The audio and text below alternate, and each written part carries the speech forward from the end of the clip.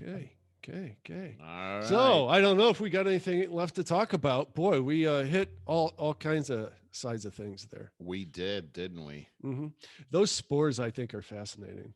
I I really wanted do. to go back to what you were saying about the recycling, and there was sort of a scandal there. And was it Cleveland Heights or just Cleveland in Yeah. general? I don't know if it's Cleveland in general. I kind of think it is Cleveland in general. Hmm. Certainly Cleveland Heights. Yeah. Yeah. Tell me And more.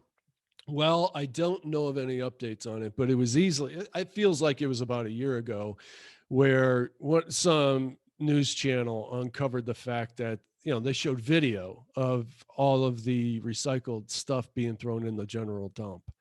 And boy, and we're getting Interesting. taxed extra for Yeah, that. yeah. Yeah. So Anne Marie and I have been having a debate about this. She is a big recycle person, hmm and I think that's great. We We have, recycle. we Yeah. have the two cans, right? Yeah. And so sometimes I don't put things in the recycle uh, Sure. can, Happens. Yeah. and and I do it on purpose because mostly because it drives Anne Marie crazy.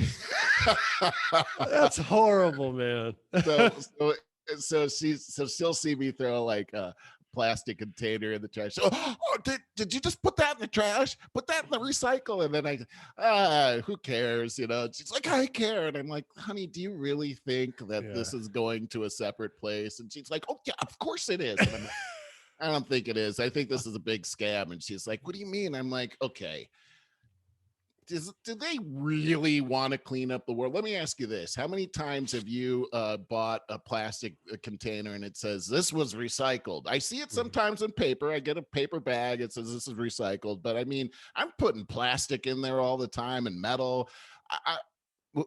It seems like it would be really costly to break that down and do all this stuff. In fact, I would almost think it might be even more costly than the That other stuff. that was the retort from the Cleveland Waste Department, whatever they're called, when they got interviewed on that news thing. Is they said the system was such at the time that it was way too costly to separate Yeah. all those recycled items, but they're working on it. Well, So here, we just maintained our habit to keep the yeah, same habit, here. and We still do it. we're hoping that it's recycling for W- real now. Well, Anne Marie's always like, "Oh, you're against recycle." I'm not against it. I mean, I'm in charge of the trash in the house, and every Of course. week that recycle can, it's a huge can. It's filled to the brim every Mhm. single time. I'm like, how can you say I don't support this? Right.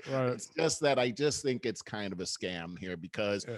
I don't think they're trying to do this to clean up America or be nice. I think I just have a suspicion around this whole thing. So, long story short, my because we're so paranoid about people going through our trash because that happens all the time. We hmm wait till I we hear bet. the truck come out, and then we run out there and put the can out there, Yeah. whether it's the You recycle or the mentioned that trash. before. Yeah, Yeah. and so the recycle guy, the last couple of weeks, I've run out there, and there he is. I know him now by name. His name is Renee. Um, and I put my recycle thing out there, and he says, okay, hey, why don't you give me the trash one too? I'm like, really? And he goes, yeah. I go, well, aren't these going to like two different places? And he goes, well, they were, but the city hasn't hired Uh-oh. they hit, Here we go. because of COVID, we had stopped hiring, and now we're shorthanded, and we're just putting it all in the dump now. And I'm like, Wow. oh, really? Okay. Oh. And so that's what's happening. And I couldn't wait to tell Anne Marie about that. Oh, but I think that's terrible. Now, here's what I think. And you're right. We're paying for it. We're paying for that and the trash. So Oh, yeah. They're not going to say, oh, well, we're not recycling now, so we're going to right. give you money back or stop Where taxing. They're never going to do that. I want to But know, where is this big recycle thing? Where is all this recycling happening? I have a great theory that I think is going to be very true. I've seen video, like YouTube videos about, or news stuff or whatever, about houses being made from, the 3D printers on a large scale out of plastic. What? Dude, it's so cool to watch. And they're like zzz, zzz, zzz, Yeah, and then yeah. there's the place for the windows. Zzz, zzz, zzz. So really cost effective, very quick, and with recycled plastic.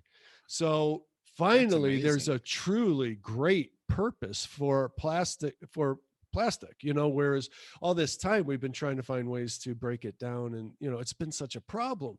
I think this is fantastic. Can you imagine building your house out of like big Lego pieces that snap together and you can design your own house? That's, That's pretty that's wild. right around the That is pretty corner, wild. Yeah. and totally 100% airtight. Right now we use wood and all these asphalt shingles or slate Right. shingle, Right. all the stuff that breaks down.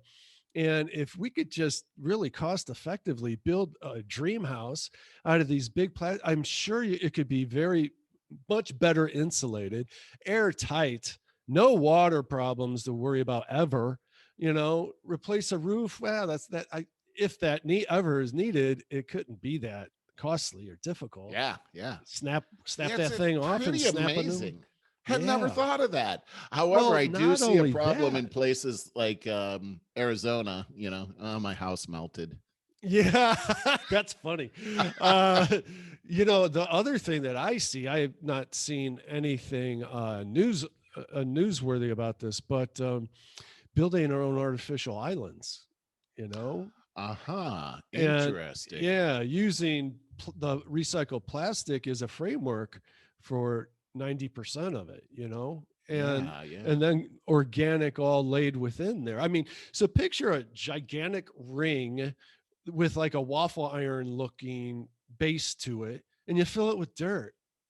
I mean, how Yeah, hard can yeah. it? And if it's big enough, because you're going to say, "Oh, it's going to be a big wave," and no, if it's big enough, That's interesting, Barry. yeah, Yeah. you would only see. I mean, if it's big as a state, it's going to roll with everything. Yeah, There's the yeah. ways to stabilize that, I'm No, I sure. agree. In Dubai, they the prince or whatever I've built seen those built crazy that look. big island out there. There's a Yeah, series of them. yeah, yeah, and So they're Dubai's amazing. crazy looking, Oh man. man, the whole thing over there is crazy. I mean, I went online one time. I was looking at pictures, and there's a guy, riding in like a Mercedes Benz, like Mm. with a turban on, and he's got a leopard in the in the passenger seat. Like, wow, what money can buy, Yeah, out there is really, it's something. yeah, it's almost decadent. And the city itself looks like it's from the future. Yeah, I just saw a news report. You just made me think of that. This conversation did, about here in Cleveland, and it was last week, and I was going to share it and share the screen to show you the illustration, but I just forgot. But there's a plan, and I think it's going to happen, to build an island. Like I always talk about East 55th Street Marina, Yeah. and there's Wendy Park not far from that. And Hmm. anyways, they're talking about taking all this. They're always dredging up the Cuyahoga River where it comes into the flats, so that all those big Yeah. ships can come and Oh, go. right, right. Well, they're going to build an island with that sediment. That's what it's called, Oh, sediment, oh, is that right? right Okay. off of like Whiskey Island and Wendy Park and Hmm. all that. And they're going to like build it up for commercial usage. It's going to be like, I don't know, man. Wow, Yeah, it's going to be amazing. It's that going is amazing. And I think it's a brilliant, like common sense idea. You got to do something with that sediment anyway. Yeah, I think yeah. currently they just take it way out in the lake and dump it, Uh-huh. So Wow. why not?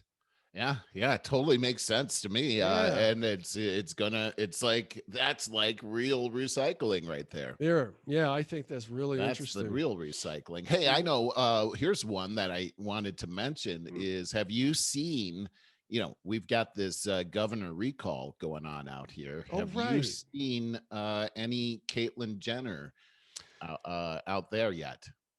Oh, I see the talk of that. Sure, on a daily basis, pretty much. Yeah, And so it's big news out here, as you can imagine. Caitlyn but running for but it's governor. funny because of the irony that she That's uh tough, right? That was tough right, for you, wasn't it? that's tough. It's very tough. Yes, She is a Republican. yes, And the she Republicans is. are supposed to be the racist, transphobe, hate everybody party. Right. So, what do Californians do with this? This is why I brought it up, because to me it's super fascinating. And It is. and first off, let's just go back to Bruce Jenner was a hero of mine growing Sure. up. I just having him on the first, the world's greatest athlete. At one time, Bruce Jenner was the world's greatest athlete. You win the decathlon, and you can make a pretty good case that you're the Yeah. world's greatest athlete. And Sure. he did that in 1976, the bicentennial. I was a runner even at a young age, and he was sort of an idol of mine. Dude, and he was on the box of Wheaties, for God's yeah, sake. I mean, he was on my breakfast. I ate Yeah. Wheaties, and Mhm. I was even singing the theme song to Wheaties to my wife last night. I Just- can't remember a just theme pour song. it on. You're a champion. Pour it on. That does Got not to ring a give it bell. all you got to pour it on. That doesn't ring a here's bell at Bruce all. Jenner like running, and everything, and I'm like, I'm gonna pour it on today, baby. Nice. Anyway, so I have a lot of respect for Caitlyn Jenner, Mhm. and now she's coming out with a very powerful points. One of the first questions that she was asked was about women in sports and trans men competing against women. Interesting. And her sorry, Mhm. it's still very Oh, tough. you're gonna get canceled now. Uh, Unless you're Joy Bear, or whatever her name is, oh from yeah, The View. yeah, you're Because she right. did that. Did you see that? Yeah, she did. No, I did not Yeah, see that. she called Caitlyn Jenner. He said he's running for governor. He's doing this and that, and it was like a little blip. So you didn't even know about it. Now, Yeah, see, of course, because she virtue signals all day, every day. right. That's Yeah, why. she's protected herself. She's Yeah. put her insurance policy very strongly maintained. There you go. But I'm dying to know what. Here's what she said. She said, "This is a this is a question of fairness. That's why I oppose biological boys who are trans competing in girl sports in school. It Yeah. just isn't fair, and we have to protect girl sports in our schools." Agreed. And how can you disagree with that? How do you disagree with that? Here is Caitlyn Jenner standing up for Pretty much the women's authority rights. in every way. A world-class athlete and trans. The authority. Absolutely. Like, here's the guy that was here's Caitlyn Jenner, who was the world's greatest athlete as a man, saying, Yeah. "Look, I'm a woman now, and it wouldn't be fair for me to compete against other women because there are biological differences, even Right. if you're a trans woman." Right. And thank God for Caitlyn Jenner coming out and standing for the truth, going back to Jordan Peterson There you again. go. But I really believe that she will run into the classic problem, that same problem that people like Candace Owens has run into, that it will not be seen as the voice of authority to the folks on the left. You know what? There was a cartoon that I saw recently. I told Lisa about this. I thought it was hilarious and right to the point. Cartoon of this black woman going, "But I don't feel up." And that's all she got out of her mouth, because this little white girl with blue hair has got her hand up in the black woman's face and goes, "But you are oppressed, and I'll tell you how." Right. That's it. I've had these discussions before where it's like, "Oh yes, you are, and here's why." And it's like, I mean, that's really again, you have to laugh at these things because it's just, it's ridiculous. It's just ridiculous, and to keep your sanity, you got to laugh. You're right about that. And I was thinking about trying to. You know what I was thinking about when I was in Florida, and we were talking. I was walking the beach, and you and I were talking, and that we were gonna, our show was in like 2 days or something. Right, like, right. I've hardly seen the news or anything, but you were filling me in, and I said, "So I'm not going to be very prepared." And you're like, "Dude, don't worry about it. I'm all over. I got this." And of course you do. But it was a great feeling to not have to think about it and just show up. So it was a little bit different kind of a show. It didn't turn out any different. We just do our thing, Right. But anyways, I was thinking about you know, if you ever wanted, I was thinking about taking a week off of all news, not look at anything. Oh And yeah, then we could I do would that. just have to, you know, rely on you to do that.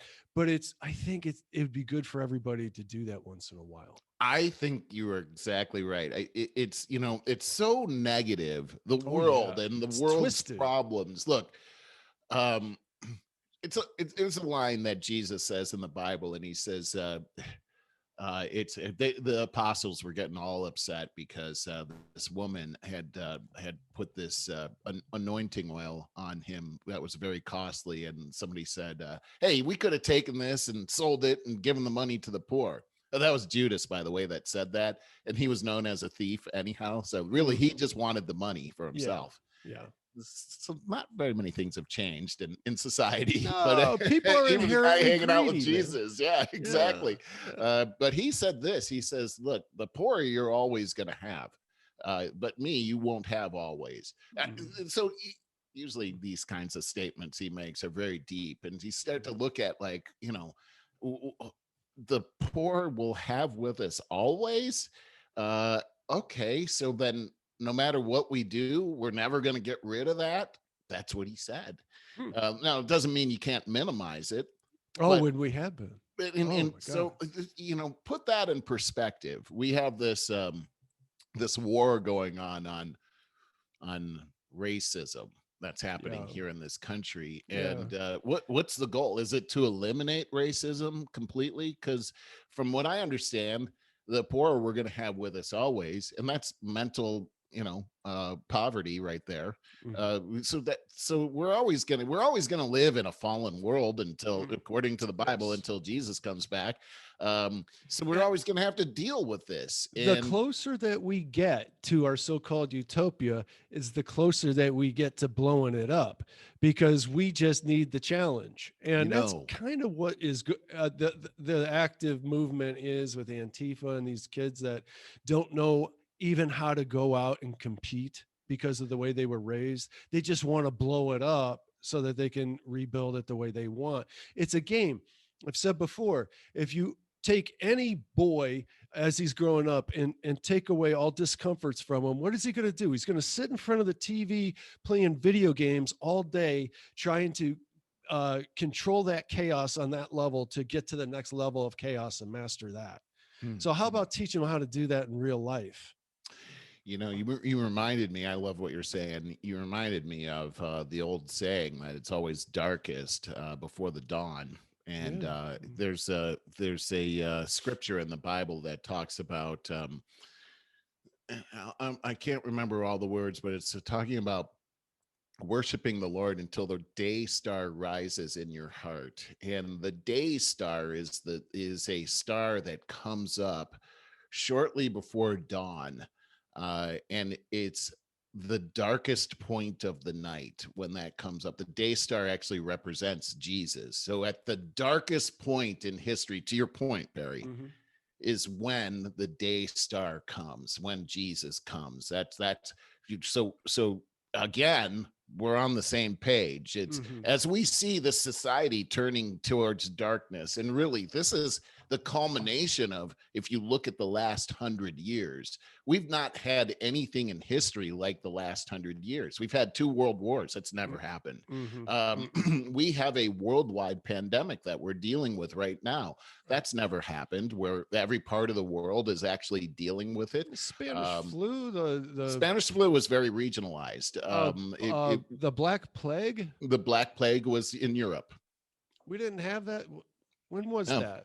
When was that? the Black Plague was somewhere around the 1500s, and So we didn't really we exist. didn't. The Indians were here. We had some Right. people that were in Virginia at the time. Mm-hmm.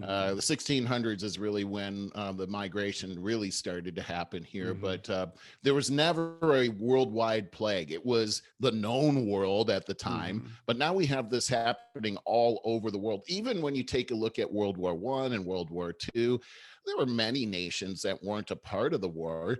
They were impacted by the war, but they weren't actually involved in fighting in the world.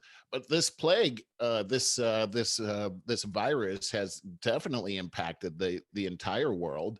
But all of these things, even we talked about technology and the rise of technology in our last show, we've never seen anything like what's happening right now. And so I just find it interesting as a student of history to put all of that into perspective, because boy, we have had some very rapid changes happen to the world. The world's actually gotten so much smaller in the time period too. And now look at, man, we're in space. You just showed us spores from Mars. We're showing potential life on other planets. Our space has now become militarized. We've got a rocket this weekend from China that's going to fall to the earth, and we don't know where it's going to land. Is that right? I didn't hear about that. No. Yeah. So oh my God, there's a Jeez, and Barry, this is not like a little tiny satellite. This is a ginormous rocket that weighs many tons. And the fact is, they know it's not going to all burn up coming through the atmosphere. Got to be if it happened to go over civilized land, then it'd have to be ready to shoot it down with missiles, because it's like, looks like it's going to be in the Cleveland area somewhere. What mass exodus? I mean, the amount of destruction that this thing could do would be unbelievable. And the size of it is enormous, and China's had other space debris. China again. It's China, and China's had other space debris fall. Somebody was making a comment that the Chinese, they just don't care. You know, they shoot these rockets up. They don't care where they land. They cut corners on everything. Well, the fact of the matter is what they're saying is, 70% of the Earth's mass is made up of ocean. So the chances are great that it's going to land in the ocean. But that's not good enough for me. Me neither. 30% chance is a lot. Yeah. When in Cleveland, when the weatherman says 30% chance of rain, you bring your umbrella. That's a really good point. Hey, I wanted to make a point there, though. We were talking about poverty and all the drastic changes in very recent history. As bad as the last 20 years have been since 9/11 and then the Great Recession, the crash, and we've had a lot of challenges, not to mention the pandemic, though during the same time, statistics are, this was in the last Jordan Peterson podcast. I forget the guy's name, but he's talking about all of the positive things that are going on in the world. And we've never lived in a better time. But everybody talks about this apocalypse, and tries to find different ways to spin that. Isn't it interesting? But in the last 20 years, 135,000 people are pulled out of poverty on a daily basis, worldwide. It's amazing. That's You're right. amazing. I mean, if you take a look at you've got the tale of two cities, right? Go ahead. Never been a better time in history to be Black in America. That's right. Never been a better time in history to be gay or trans or anything else in America. But would you think that by watching the news and all the whining and everything going on? We need to appreciate what we have. I think you've made a great point a few minutes ago about just getting away from the news for a time period. Because look, when you do that, the world starts to change into a wonderful world. And like you start to talk to your neighbors, and you're like, gosh, that was really fun, and I really feel good. And you stop thinking about all the world's problems, because what we do is we watch the news. The news, I rarely watch the local news anymore. So it's all like international stuff. Yeah. So what you're doing is you're imbibing like all the world's problems. It's like all in this drink right here. I just drink it all down, and I think I'm going to feel good after that. No, you're drinking poison right there. Right. And you're taking on the burden. And, yesterday morning I woke up, and Anne-Marie woke up, and she said she'd been awake before me, and she was reading the news, and she said something like, gosh, I was reading about what's happening in our world, and I just feel bad for what's happening in the world. And that's how I woke up yesterday. And I suddenly was in a real bad mood. And it carried on for most of the day. I was just feeling like a negative feeling. And that's what happens. The world can drag you down. But if you really look at boy, I really loved what Jordan Peterson was saying. And let's look at the truth. Let's look at reality. Let's Yeah. live in reality. And Can't say that fact is, enough. we are surrounded by so many blessings that we take for granted. Mhm. And we if we just focus on if we focus on reality, there's far more good than bad. To the And I'm talking exponentially. to that wrap this all together. So, at the very beginning of the last show, you were talking about how Jordan Peterson said that to live in the truth is very preferable from living in a lie. And of course, we talked about you're able to course correct if you're living amongst the truth and things aren't going so well. Well, you can course correct if you're standing on firm ground, right? Yeah. Well, the same thing can be said about, okay, so look at statistics. There's no scientific evidence whatsoever for the so-called white privilege. None. The whole Black Lives Matters movement, it's all based upon lies about Correct. stats. This all the Yep. real true statistics will prove otherwise. Right. And all anyways, all of that. So if we did actually live amongst the real truths there, and then we could still course correct. We can't course correct when we're fabricating and twisting things about white privilege and all that. You're just spinning in circles of That's negativity. so right. That is Yeah, so it's right. awful. Yeah. Boy, I tell you. Hey, so just changing subjects a little bit. I was reading this article from the American Spectator. Biden turns war on terror tactics on Americans after the Capitol riot. And this article goes into, first, it's talking about, January 6th. January 6th changed everything. We know that. It's Hmm. talking about the uh, the the increase in surveillance, and how we talked about the postal service Yep. in their program called ICOP, where they're going through the internet and looking for clues of extremism in your life, and then sharing that information with other entities Where'd of they the find the government. money? In a broke ass post office. Isn't that something? And why use the post office when you've got the FBI? The And FBI is NSA and and the CIA. NSA, exactly. So why the post office? We talked last time about the Hmm. link between the post office and the fact that they have access to your mail and Yeah. everything that comes through. Yeah. And so maybe that's it. But again, they are the most inefficient agency on earth. So Yeah. makes you wonder why they would choose Yeah. them. Then the Pentagon has a 60-day stand down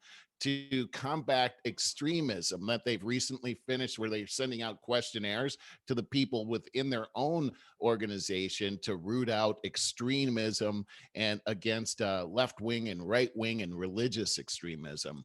The Department of Health and Safety, with their Secretary Alejandro Mayorkas, came out, and he's talking about grave risks proposed by domestic violent extremism, including to our employees and operations. So they're going into this, how best to prevent that within their own organization. They're asking for $77 million to root out extremism in the Department of Homeland Security. And then finally, this is what I've been coming to, is that it is looking now like the government's new loose non-definition of extremism has placed Americans on the no-fly list.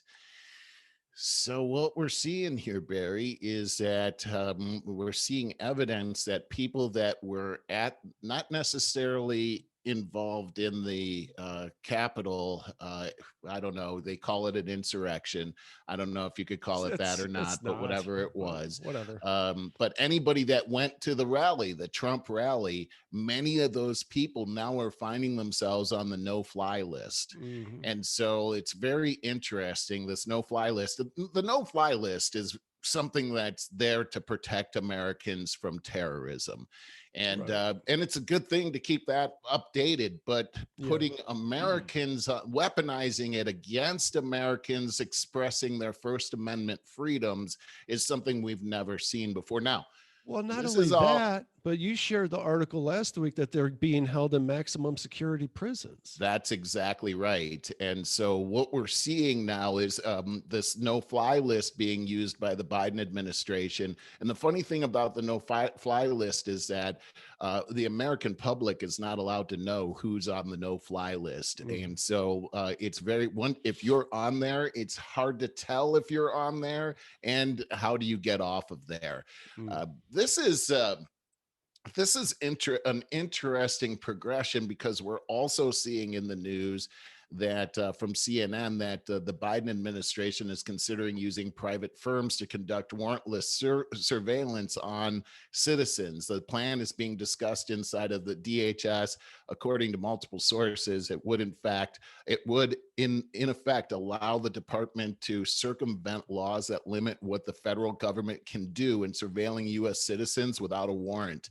CNN reported this. They said a source familiar with the effort said it is not about decrypting data, but rather using outside entities who can legally access these private groups, mostly online groups, to gather amounts of information that could help the Department of Health and the DHS identify key narratives as they emerge. So they're using private entities to spy on Americans when constitutionally they're not allowed to do that. But and these groups seem to be targeted at conservative groups. Well, sure. And so what we're seeing is, and then I got another story here about two other stories. I won't go into them, but this Colorado boy booted off a plane due to sensory disorder. The mom says she was kicked off of a plane because her kid couldn't wear, her 2-year-old kid who was wearing a mask. They were concerned the 2-year-old would take the mask off because of some mental issues that she talked about when she called. They kicked her off the flight. And then finally, the airport security app Clear. Have you heard of them before? So this is there's a couple of different ways, but in the airport you can sign up for Clear, which is an extra security pack. I've heard of it. Yeah. You can cut in front and be first of all.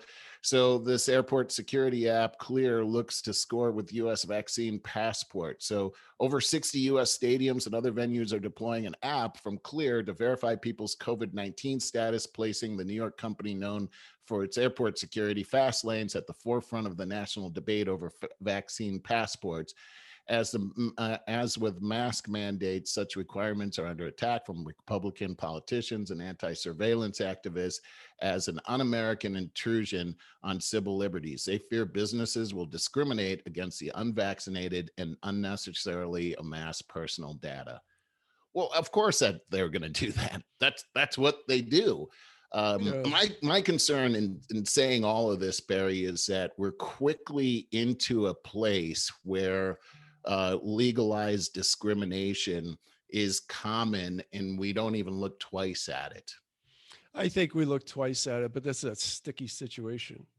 It really is. It's like I said before, we got polio and the Black Plague and measles and all kinds of other things. The only way that we got on top of that was through a vaccine. And back then, but we didn't it was praised as a medical breakthrough. Yeah, but we didn't discriminate against them, and we didn't quarantine them so that everybody else couldn't live their life. We never saw that before. No, everybody just got the freaking vaccines as kids, and of course there was no discrimination because everybody had it. So. No, everybody did not get the vaccine. Not everybody got it. It became a law to give everybody a vaccination. That's not what I'm talking about. What I'm talking about, though, is discriminating against going into businesses because you have not had a vaccination. We have not seen that before, ever. Again, I still see the same logic and questions issues. I get the logic on this, but constitutionally speaking, it's a slippery slope that opens up the door for us to lose all of our freedoms. That's why we have to protect this, because as you have pointed out so eloquently, whenever the federal government takes away your right, you never get them back again. Oh, I know. But we got to that's what's so scary about this. Yeah. No, I understand. I understand both sides of it. I really do. I don't understand the other side of it, but I know you don't. I know you don't. But hey, a little piece of bright news there is, so I've been doing some kind of extra volunteer work at the Nature Center where we're all working together, putting out plants for the big plant sale and all of this kind of stuff. And I just did it yesterday, and I'm going to do it tomorrow morning. So yesterday it was like, man, pull out that mask. And I'm just like, every day I get more and more resentful about having to pull that mask out, because I'm vaccinated and most people around here are. So we're all working together here in the Heights, and most people weren't wearing a mask. Like at first we all come in wearing it. Then it's like, oh, they're not wearing one. I take mine off, that kind of thing. So I think it's kind of cool. Seems like the movement is even here. We're talking about outside. Mm-hmm. Yeah. Good. Okay. And shouldn't be wearing a mask, but we the kind of CDC have has said that to too. There's other people. There's the visual. Well, that's the whole thing. This becomes more than, this isn't science anymore. There's two things that are happening here, Barry. One is what you just said. It's a visual. We've got to represent, and all that kind of stuff. But I also think that this whole thing over the last year has caused a major phobia. People are afraid of other people. It's caused, once again, the politicization of the whole thing. But still, this is what I talked to Dan, and all he's ever doing is, well, everybody's got to get vaccinated. That's all he's got to say. And I say, at this point, I don't care. Enough of us are vaccinated, and the at-risk people are vaccinated. Younger people are going to get this, and 99% of them, it's going to be like a small cold. I have a question for you. So Why are people who have been vaccinated so concerned about people who have not been vaccinated? They're not a threat to the people that have been vaccinated. Let's not stereotype that either, because I've been vaccinated, and I'm saying I don't care if people don't want to get vaccinated. Open it up. That's their choice. If they get COVID, most of the at-risk people have been vaccinated. People that are afraid can stay home. They can wear 2 masks. Doesn't matter to me. Open it up completely now is what I say.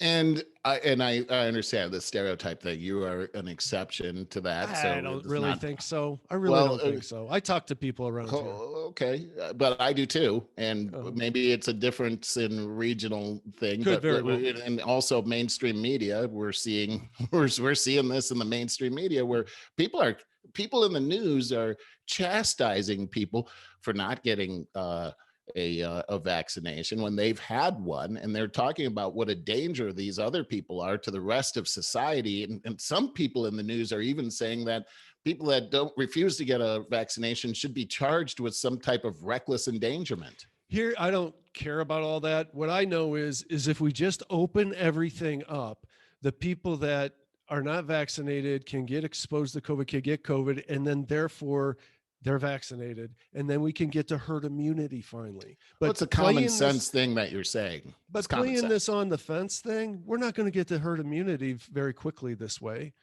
I agree. I totally agree. And I think that leadership here in this country should display that, especially our president. Why he's still wearing a mask outside. I know. And I firmly agree with you that there's a degree of control that they don't want to let go of. Yeah. And it's Fauci likes that spotlight. I mean, come on. He does. You can see the glee on his face. To that. Yeah. You get a camera on him. He's like a Kardashian. He is. And he's enjoying it. That's for sure. I know we got to wrap up here and get going into our day. I know. I hate to, though. It's fun. You know what, Barry? Amazing how quickly time goes by whenever we speak. When you said, "Oh, we got to wrap it up," I'm like, "It's only 8:00." Oh no, it's not. It's almost 8:30. I know. Remember that a couple of weeks ago? Then we talked for another hour and a half on that Friday night, and Lisa's like, "How can you do that?" You don't talk to me like that. Doesn't get. Yeah, you don't yell at me too much. Yeah. That's funny, man. Yeah. All right. Well, let's move on, man. Love you, brother. All right, love you too. Have a good weekend. All right, you too. Bye.